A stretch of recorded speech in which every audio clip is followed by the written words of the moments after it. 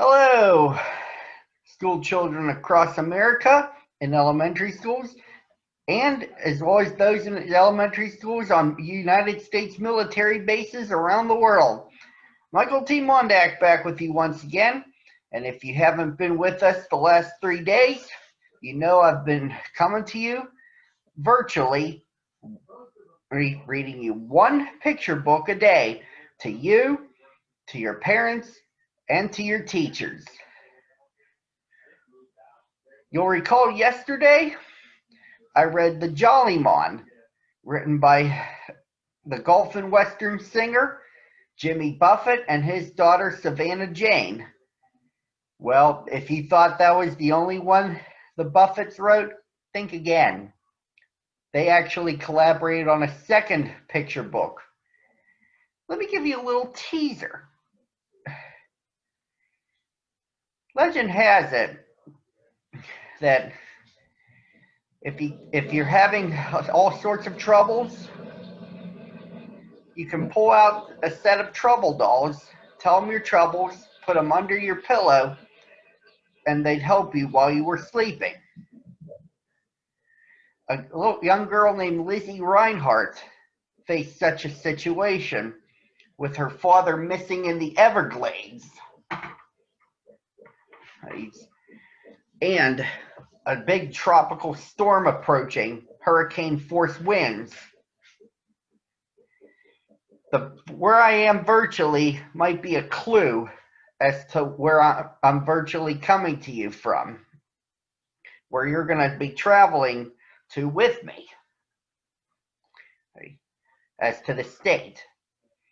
Although I'm coming to you virtually from the 17th at the TPC of Sawgrass in Ponte Vedra Beach, Florida, we're traveling to another part of Florida in this book.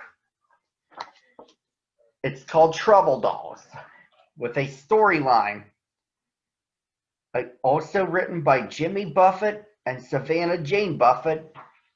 And once again, they teamed up with Lambert Davis with the illustrations. If you're ready, let's travel to the Everglades, where our story takes place. Lizzie Reinhardt watched the sun sink into Florida Bay. Her father called her the Princess of the Tidal Flats, and her royal barge was a little skiff he had built for her 8th birthday. She had christened it the Parakeet. Spooner, her golden retriever and first mate, was on the bow, stretching into the wind, smelling the approaching land. A blue macaw parrot soared overhead. Lizzie drove her boat with the sure hand of a cautious captain and watched for the green flesh when the sun slipped over the horizon. But today it did not show, and instinctively she turned toward the darkening sky in the east. A falling star plummeted to the sea. Before it had burned out, Lizzie was organizing her wish. She knew how to pack several wishes into one. I wish for my father to return home safely. Since my mother is in heaven and can't be with us, I wish her happiness. And I wish that maybe when my father gets home, he will help me with my math homework. At 9, Lizzie was very independent, but she was always worried when her father, Michael Reinhardt, went away. Tonight, her father was flying home after a 2-week project in the Everglades looking for panthers. He was a famous environmentalist and pilot who traveled the world trying to convince people everywhere that if we don't take better care of our Earth, we will see it change dangerously for the worse. Lizzie's mother had been killed in an avalanche in the Andes Mountains of Peru when Lizzie was just a baby, and the little girl had been raised by her father and Mrs. Sweep, an old Seminole. Spooner began to bark. The trade winds were blowing delicious aromas from the kitchen where Mrs. Sweep was cooking a homecoming meal. Lizzie tied up her boat, and she and Spooner headed for the house. She hightailed it into the kitchen and snitched a piece of bimini bread from the table, tossing half to Spooner. She knew she had to hurry. Soon her father's seaplane would land behind the house. She was his official greeter and loved to meet him in the parakeet to tow his plane to its mooring in the canal. Lizzie called to Mrs. Sweep. There was no answer, which was odd, but then she saw her on the phone. Mrs. Sweep turned, and the look on her face told Lizzie something was wrong. Dr. Reinhardt's plane is missing in the Everglades, Mrs. Sweep told her. Lizzie began to shake. The housekeeper hugged her, and Lizzie buried her head in Mrs. Sweep's arms. Oh, he can't be dead, Lizzie cried. I just saw the most beautiful falling star, and I made a wish that he would come home and stay for a long time. They went outside and prayed together to the Christian God, to the Seminole gods, to all the gods around the world, and especially to the goddesses of the sea and sky, to protect Dr. Reinhardt wherever he was. Mrs. Sweep tried to comfort her and kissed her good night, but sleep was out of the question. Lizzie could only think of her father, lost in the Everglades. She knew he was alive. She could almost feel that he was trying to talk to her. She opened the old steamer trunk at the foot of her bed. Inside were presents Lizzie's father had brought her from all over the world, conch pearls from the Bahamas that could only be worn at night, painted coconuts from Tahiti, blankets from New Zealand, puppets from Scotland, and many other exotic things. She pulled out a very small basket. 4 tiny dolls were inside, a family of trouble dolls her father had bought her when they had gone to Guatemala. Legend had it that if you told the dolls your troubles and put them under your pillow, they would solve your troubles while you slept. A name was written on each of their bright little costumes. The father was Julio. The mother was Esmeralda. The young son was Pedro, and the daughter was Maria. Lizzie went to her bed and placed the trouble dolls on her pillow. Spooner came up beside the bed as Lizzie spoke to the dolls. I have a big trouble. My father is missing in the swamps of the Everglades. I need you to help me find him and bring him home safely. My mother has already been taken from me, and I surely need my father. She kissed them all and put them under her pillow. Then she curled up on her bed and was soon sound asleep with Spooner at her feet. Later that night she was awakened by noises under her pillow. At first she was frightened, but she took a deep breath and lifted the pillow. To her amazement, she found a busy village of trouble dolls underneath. She called down to the village, but no one heard her, so she let out a loud whistle and finally got the attention of one trouble doll. I'm looking for Julio and his family. They're helping me find my father. Do you know where they are? I'd like to help you, said the trouble doll, but as you can see, things are very busy here. Many hundreds of years ago, when we were first given the power to help, life was simpler. But now the world is so crazy, we are all backed up. I would like to help you find Julio, but I must work on some other troubles right away. Good luck. He finished and tipped his hat as he trotted away. Lizzie and Spooner searched the busy little world for the dolls. Suddenly, Spooner barked, and Lizzie saw Julio and his family under a mango tree by the river. Julio, she called. Julio, Esmeralda, Pedro, and Maria all looked up and waved back. I'm so glad I found you. Any news about my father? Julio looked up. Miss Lizzie, he said, we have been stuffed away in your trunk and not used until now, so we have never been to the land of trouble dolls. This is our first job, and we are all not familiar with all the magic yet. Little Pedro added, but we will find your father, Miss Lizzie. We will not stop searching until we do. Maria agreed. Esmeralda, the kind-looking mother, smiled. She was proud of her little family. They will do what they say, Miss Lizzie, but I think you are the one who has to make a big decision, too. You must come with us to find your father. Lizzie thought for a moment. You were given to me as a present by my father, and I truly believe he was telling me to look in the trunk tonight. Now I know why. It was to find you. We'll leave in the morning for the Everglades in my boat, but I need to tell Mrs. Sweep what I'm going to do." Lizzie waved good night to her new friends and put the pillow back. By now she was so tired from worrying that she didn't even bother to take off her clothes when she crawled under the blanket. Soon she was fast asleep. She woke up very early to the sound of men talking. Mrs. Sweep was in the kitchen with the sheriff and several Marine Patrol officers. There had been no news of Dr. Reinhardt, and the weather was going to get bad. A tropical storm had sprung up in the Bahamas and was rapidly moving toward Florida. The men left, and Lizzie ran in to hug Mrs. Sweep. "You heard?" the housekeeper asked. Lizzie nodded. "Mrs. Sweep, do you know about trouble dolls?" Mrs. Sweep looked down at Lizzie and smiled. She took Lizzie by the hand, and they walked out to her house. Mrs. Sweep took an old bag off a hook near her bed and opened it. It was a special bag that held all of Mrs. Sweep's charms and roots and healing things. She pulled out a clamshell box and opened it to reveal a family of trouble dolls. "These are mine, so they could only work for me. I wish I could give them to you," she said. "But I have my own. Remember the ones Papa bought for me in Guatemala? Well, I couldn't sleep last night, and I dug inside my trunk and brought out the dolls. I remembered the legend he told me, and I made my wishes and put them under the pillow. I woke up, and a world of trouble dolls was under my pillow. They told me I had to go with them to find Papa." Lizzie was out of breath and a little scared. What would Mrs. Sweep say? But the old Seminole lady looked down at Lizzie with her wise face. "Then do what the dolls tell you," she said, "for they carry much magic. Your father is alive. He was talking to you.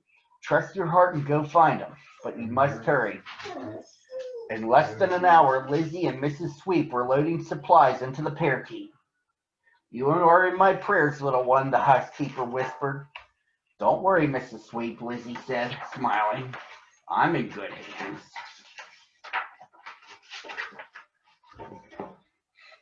Spooner barked, and Lizzie let go of the boat's bow lines and turned north toward the Everglades. She pulled out a very old map that belonged to her father. Mrs. Sweep told her that it would guide her safely. Lizzie studied it and noticed 4 small shadows spread across the map. Looking at her visor, she saw a reflection of the Trouble Doll family peering down at the map. "Mind if we have a look?" Julio asked as Mrs. Sweep stood on the dock and waved until the parakeet disappeared over the horizon. The old woman was not fearful that she had let a 9-year-old girl go off on such a dangerous mission. From past experience, Mrs. Sweep knew the Trouble Dolls would guide her well and keep her safe. Lizzie had been out in the bay all her life. From the day her father had given her the parakeet, she had not missed an afternoon cruise. When her father was home, he went with her and pointed out the beauty of nature and the good and bad things people had done to the Florida Keys. She had a sense of the ocean, but she had never been as far out as she was now. The sheriff had told Mrs. Sweep that Dr. Reinhardt was last heard passing over Panther Point. Though Lizzie could find it in the old map, the entrance to the Everglades would be tricky, and she was counting on help from her little friends. The Trouble Dolls were still seated on the brim of her visor like lookouts, and Lizzie pointed out the constellation Orion, up where the Jollymon and the Magic Dolphin live. Although it was day, they still shone in the sky, as if to guide her.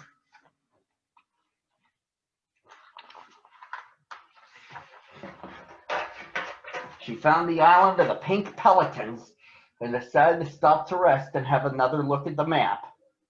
They put ashore, and the Trouble Dolls climbed down to examine the map with her. "I see 3 ways to get in," Julio said.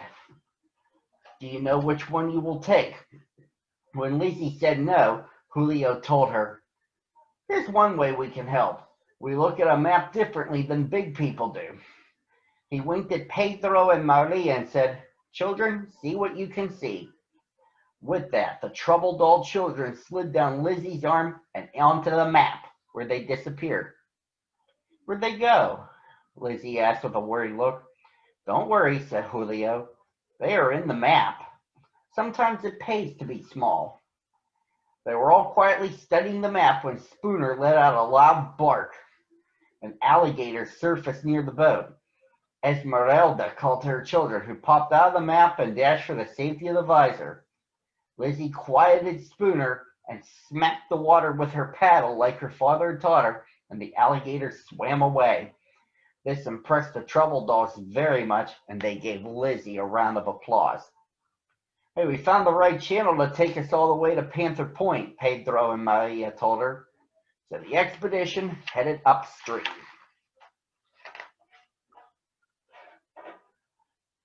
They saw many more alligators on the banks, and Spooner barked at all of them. Overhead, a flock of spoonbills flew north, away from the approaching storm. Lizzie began to realize just how big the Everglades were. As the sun set in the orange sky, they rounded a bend in the river and came upon a Native American chickie. This would be a good place to spend the night. Lizzie organized a tent, and she and Spooner ate tomato and avocado sandwiches Mrs. Sweetmaid made for them. Under a star-filled sky, Lizzie said a prayer to protect her father. Then she put the Trouble Dogs under her pillow in the tent. We will bring back good news this time, Miss Lizzie. We are starting to learn our magic. As Lizzie fell asleep, the little people slipped into the Trouble Doll world. Much work lay ahead of them. Julio and Esmeralda went back to the village to ask for information, and Pedro and Maria climbed back inside Dr. Reinhardt's map. They met early that morning underneath Lizzie's pillow, and Julio and Esmeralda had exciting news. Some Trouble Dogs were helping a little girl in Florida to save the manatees from being killed. They had seen a seaplane near a heart-shaped lake in the Everglades. But Pedro and Maria had seen no such lake in their travels in the map. They woke Lizzie and told her these things. That is good news, but I don't know how we'll be able to find a heart-shaped lake from ground level. She was worried. The early morning sky was a bright red to the east, which meant the storm was approaching quickly. Time was running out, and they had to work fast. We could go back and tell Mrs. Sweet the news, and maybe she could get the sheriff to search for the lake with a helicopter, Lizzie said. I'm not sure or how the sheriff would believe our story. Most big people don't believe in us at all, Pedro told her. Yes, you're right, Lizzie said quietly. When I grow up, I'll never be like that.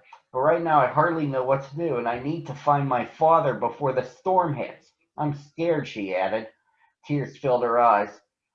Feeling sorry for yourself won't help you find your father, a voice called from a nearby tree.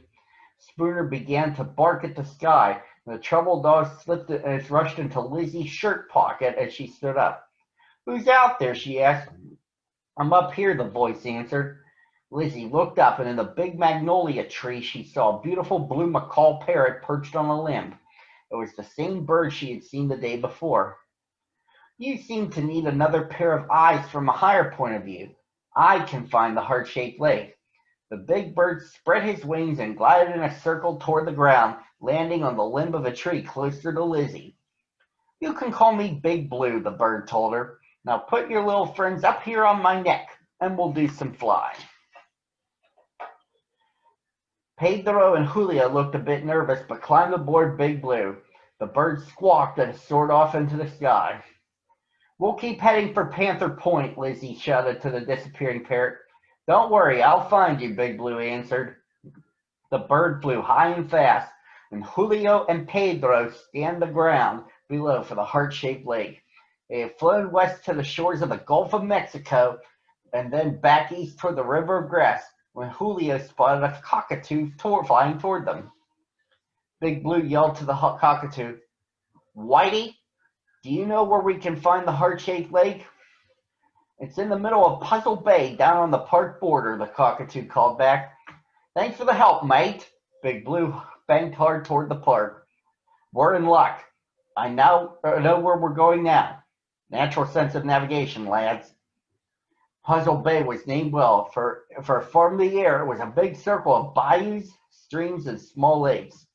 an easy place to get lost. Julio was the first to spot the lake. It was hidden in the middle of many small lakes. Then Big Blue spotted the wrecked plane. He dove straight for the wreck. Julio and Pedro hung on for dear life. Big Blue circled low and finally spotted Dr. Reinhardt in a tree. He was alive but seemed to have a broken leg. How he made it up the tree was a mystery to Julio and Pedro. If you were surrounded by alligators, I'm sure you'd find a way too, Big Blue squawked. Stay here with the doctor, and I will go find Lizzie. Watch out for the one over there. Julio looked down to see a huge alligator looking up at them. Lizzie was going as fast as she could toward Panther Point in the parakeet when she spotted Big Blue. We found your father! Lizzie let out a big yell of joy, and Spooner barked happily. Maria and Esmeralda jumped up and down on the brim of Lizzie's hat, and Big Blue kept talking. He's hurt, but Julio and Pedro are taking care of him until we get there, he screeched. Meanwhile, Lizzie could feel the wind picking up and knew the storm was coming faster than anyone had expected. She tuned her little radio into the weather channel and listened. The forecaster announced that the approaching storm would bring winds of 100 miles per hour. I flew over a shortcut, Big Blue squawked. We should be able to reach him before the storm hits. Lizzie followed Big Blue down a very narrow channel. At one point, the parakeet could barely squeeze through, and Spooner and Lizzie had to get out and walk beside the boat. But finally, the little cut emptied into the heart-shaped lake, and on the other side, Lizzie could see her father's wrecked plane. Julio and Pedro shouted at Lizzie to be careful of the alligator, but she fearlessly sped to her father. The doctor was very weak, so Lizzie used some lines from her boat to make a sling and lowered her father into the parakeet. She hugged him tightly.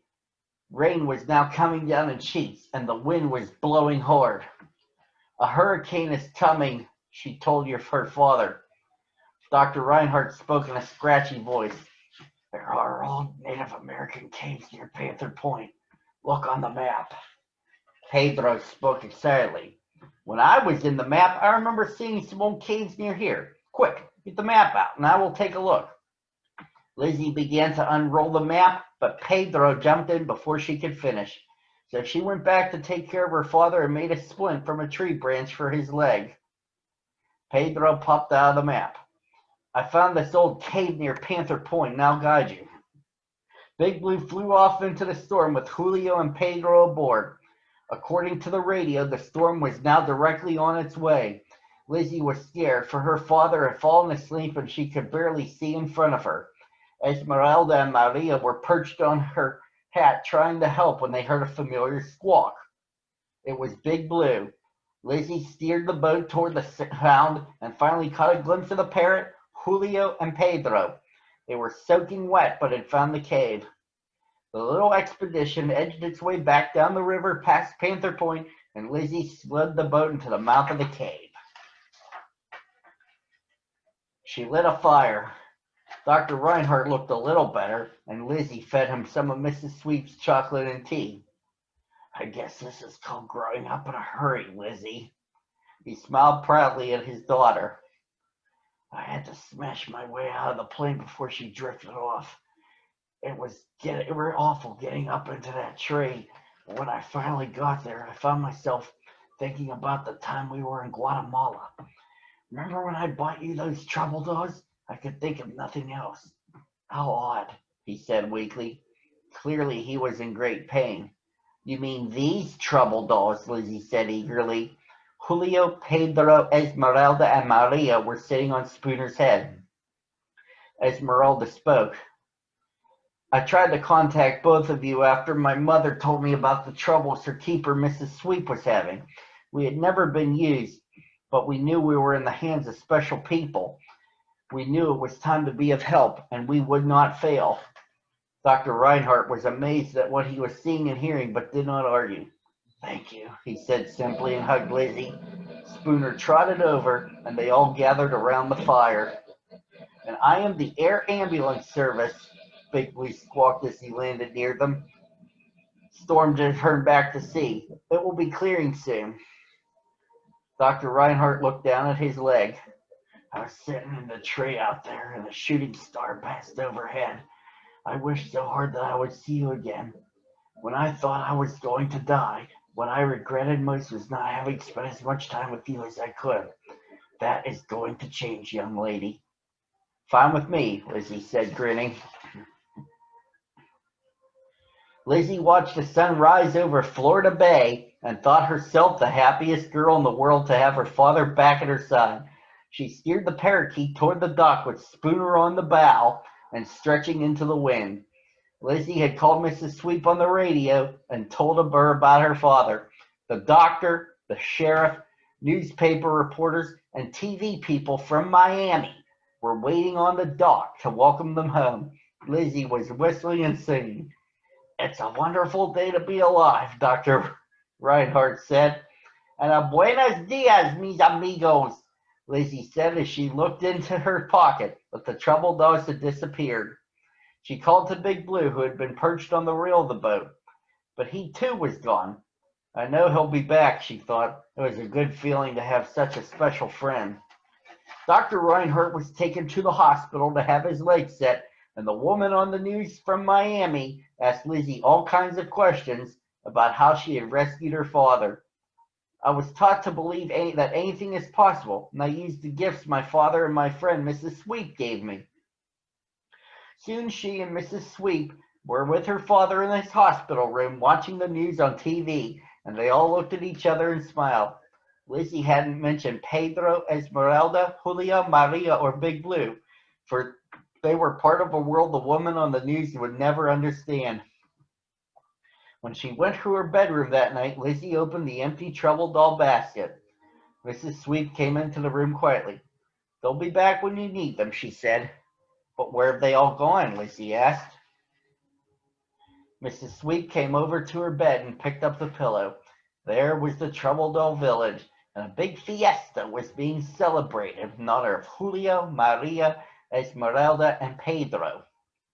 They're having a party, Lizzie said happily. Everybody needs a party, Mrs. Sweep added.